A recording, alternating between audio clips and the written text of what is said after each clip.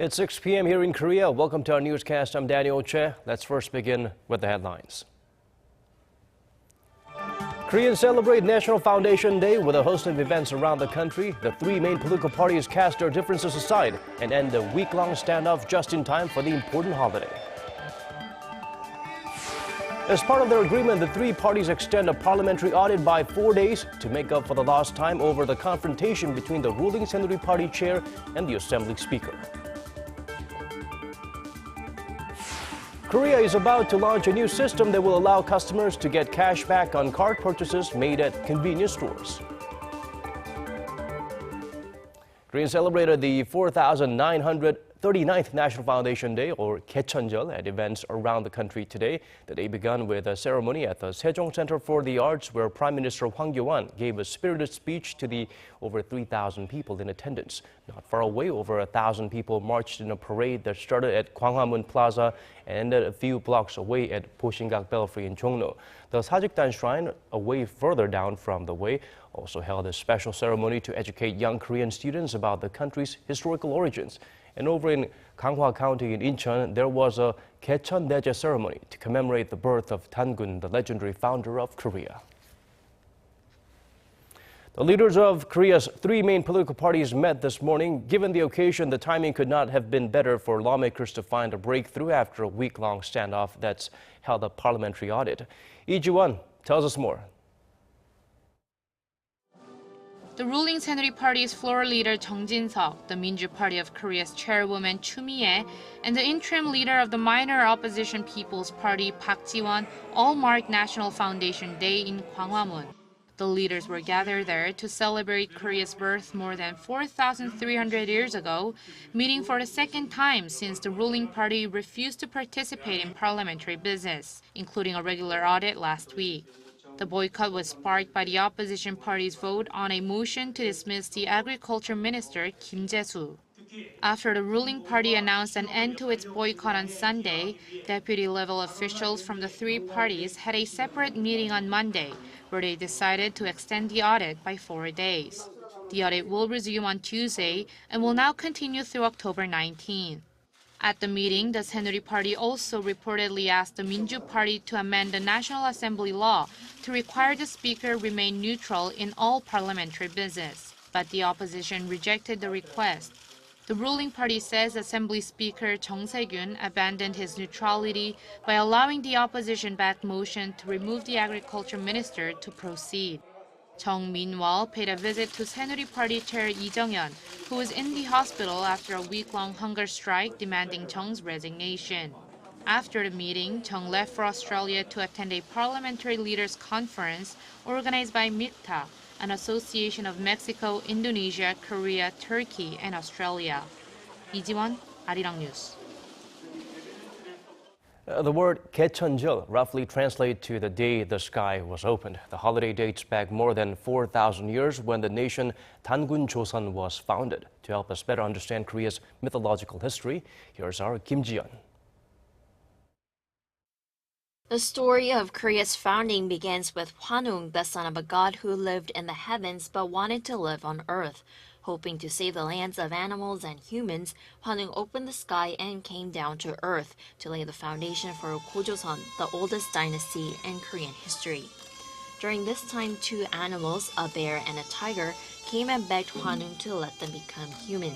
Hwanung agreed to grant their wish, but only if they endured 100 days without exposure to sunlight, with only garlic and suk, a type of mugwort, as their only form of sustenance.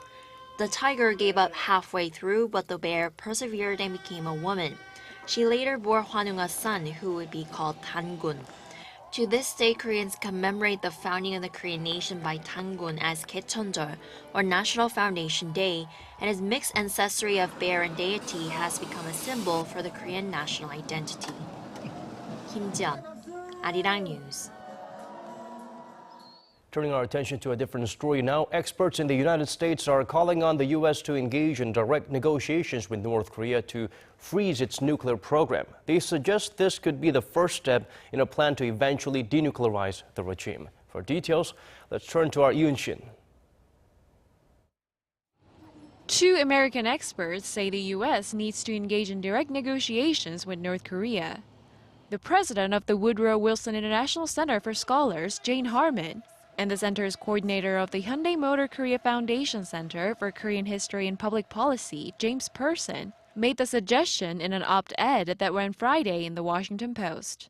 They write that the strategy of using multilateral sanctions to force North Korea to give up its nuclear program has failed, and they proposed holding direct talks with Pyongyang to negotiate a freeze of all nuclear and long-range missile tests instead. The analysts say the Obama administration's policy of strategic patience has been ineffective.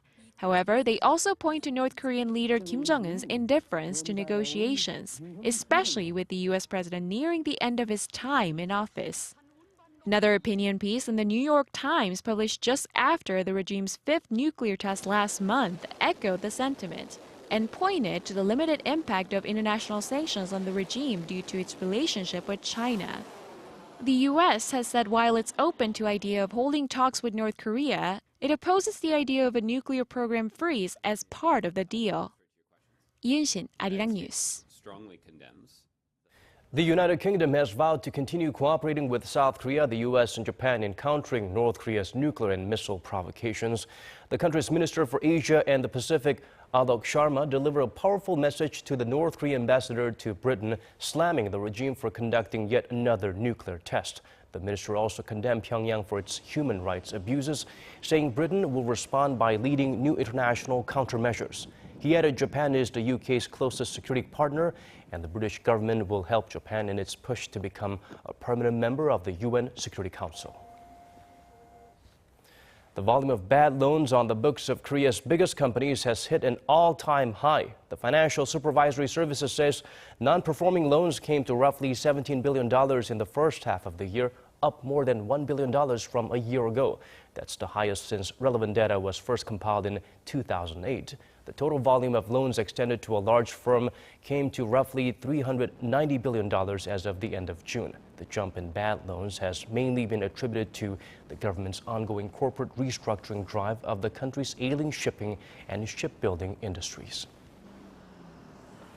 The Korean government is planning to adopt a cash-back system that will allow customers to withdraw cash on in-store purchases at convenience store. Our Kim Min-ji fills us in on the changes. Consumers in Korea will soon be able to withdraw cash from their cards while making purchases at convenience stores instead of having to find an ATM. The Financial Supervisory Service says it will implement a cashback service starting in the first quarter of next year. Users will be able to add a cash advance amount to their bill when making an in-store purchase with a card and get the cash back at the register. The system is similar to those in place in the U.S. and Australia. It will only apply to debit cards at first, but will later be expanded to include credit cards as well.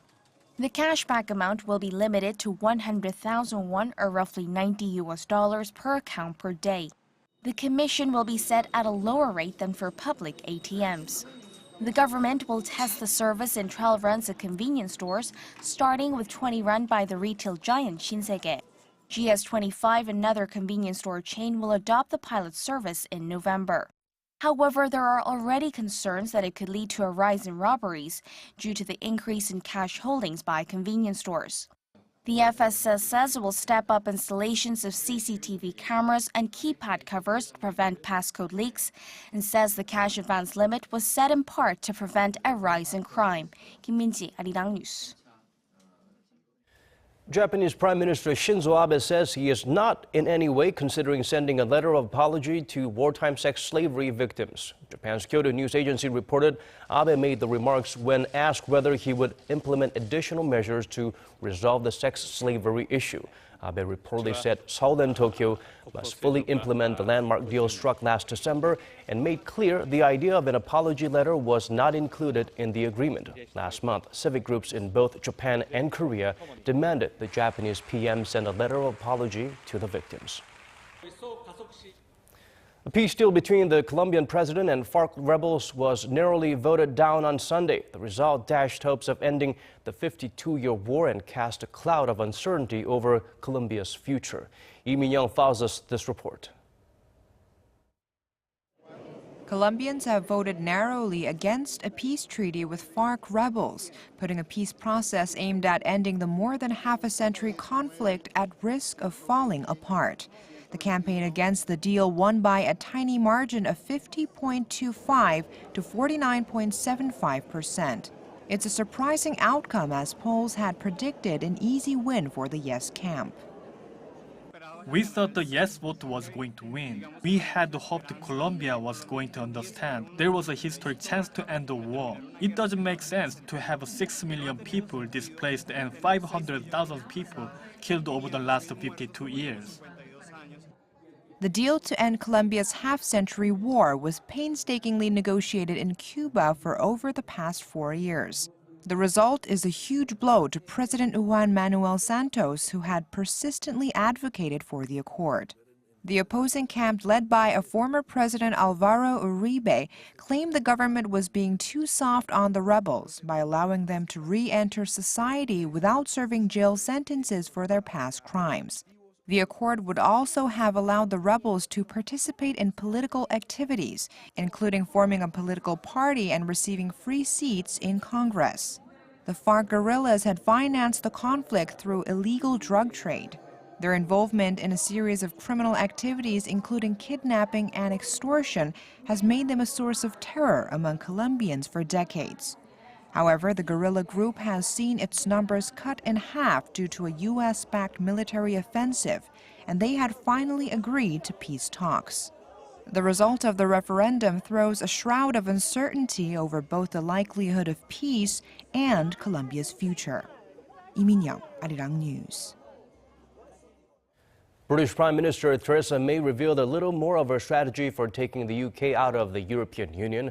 The government will trigger Article 50 of the EU Constitution before the end of March. Kim Mo-kyun shares with us May's first party conference speech as a leader. British Prime Minister Theresa May announced on Sunday that she will trigger the process to leave the European Union without unnecessary delays. In a speech at the start of the Conservative Party's annual convention in Birmingham, May said Britain will invoke Article 50 of the Lisbon Treaty by March 30th, 2017. After that, Britain will have 2 years to finalize one of the most complex political deals in modern European history. If everything goes well, the UK will exit the EU by early 2019. Prime Minister May also announced plans to repeal the European Communities Act by May 2017, a move that will transfer all EU legislation into national laws and hand the power to British lawmakers at the moment of the exit. She said the British people have voted to leave the EU and become a fully independent, sovereign country.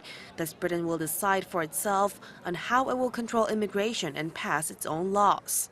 Donald Tusk, the president of the European Council, said the statement had brought welcome clarity to the situation. Experts say her speech was unclear on future immigration and trade issues, but it brought Britain a step closer to its divorce from the European Union. Kim Mo-kyun, Arirang News. We're slightly more than a month away from the U.S. presidential elections. Let's see where the candidates stand at this moment. A new poll shows more viewers thought Hillary Clinton did better than Donald Trump at their first head-to-head debate last week. An ABC News Washington Post poll shows the majority of respondents expressed an unfavorable opinion of Trump's performance, saying he got his facts wrong or he outright lied. His unfavorability rating rose 5 points from his pre-debate level to 64%, while Clinton's unfavorability remained unchanged at 53%. Plus, 53% thought the former Secretary of State won the debate. Only 18% said the former reality show star came out on top. The rest called it a draw or expressed no opinion. The second debate, which will take the form of a town meeting, is set for Sunday night. Korea's southern island of Jeju is about to start a new green project. According to our Park Se-young, it involves installing solar energy generating facilities on unused farmland. This was once a tangerine orchard on Jeju Island, but it is now home to a 100-kilowatt solar power unit. That's because the Jeju Special Self-Governing Province has launched a scheme to turn tangerine farms into land designated for generating renewable energy.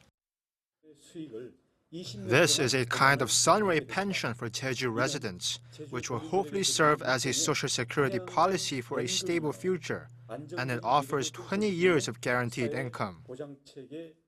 Under the plan, the solar energy systems are installed for a minimum of 20 years, and the farmers can make a profit by selling the electricity. The government estimates the farmers can make about $3.60 per square meter of land, or more than 3 times what they make from growing tangerines. Once a farmer has their land registered for solar power production, the contractors cover all the necessary expenses for construction and registration of the solar unit, an investment of over $180,000. New solar farms are expected to begin operations as early as January 2017, and the Jeju government will continue to recruit more farmers every year. Park Se-young, Arirang News. That's it from me at this hour. For our viewers around the world, thank you for watching. If you're tuned in from Korea, we have more domestic news updates coming right up.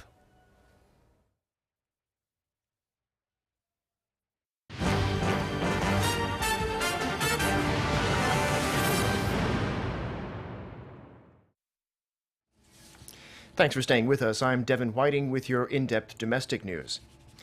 Last Wednesday, new restrictions came into effect limiting the value of gifts that can be accepted by people working in certain sectors, including government and media. That's the so-called Kim Young-nan law. Now, this being a holiday weekend, there would typically be more occasions, weddings and other events when gifts might be exchanged. So what kind of effect has the law had so far? Our Kim Jung-soo has this report.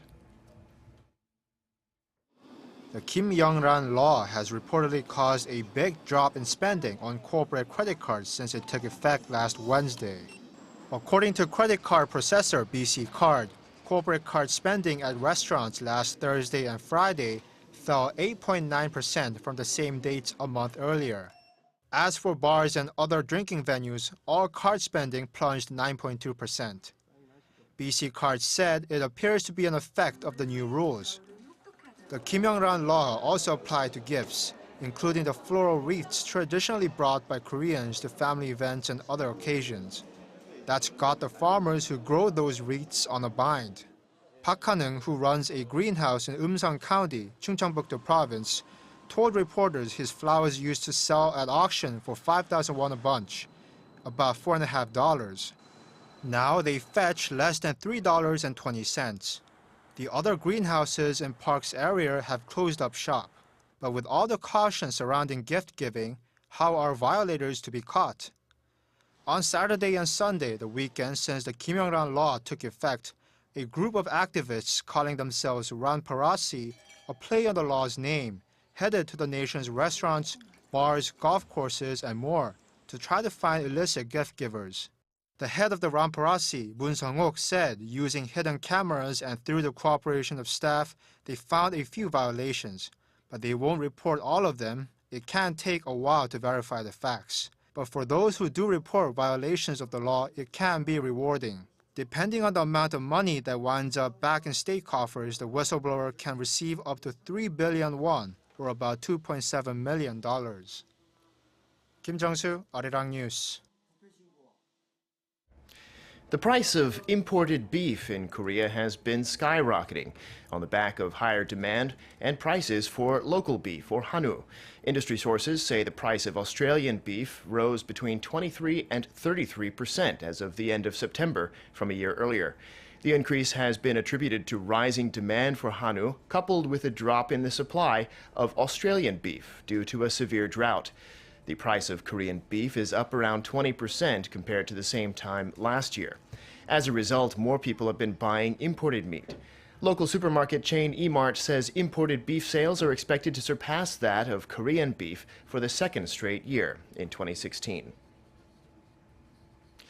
Parents in Seoul with children heading to kindergarten next year could have an easier time getting the kids signed up. The Seoul Metropolitan Office of Education says starting in 2017, parents will be able to apply for public kindergarten of their choice through a one-stop online system run by the Education Office. Until now, parents have had to visit the school and sign up for a lottery. An Education Office staffer said the new system is expected to alleviate the burden of the current system on parents. The system will apply to all public kindergartens around the capital as well as private kindergartens that wish to adopt it. The city will host orientation sessions for the new system starting Wednesday. Korea is offering free flu shots to people 75 and older and babies 6 to 12 months old starting tomorrow.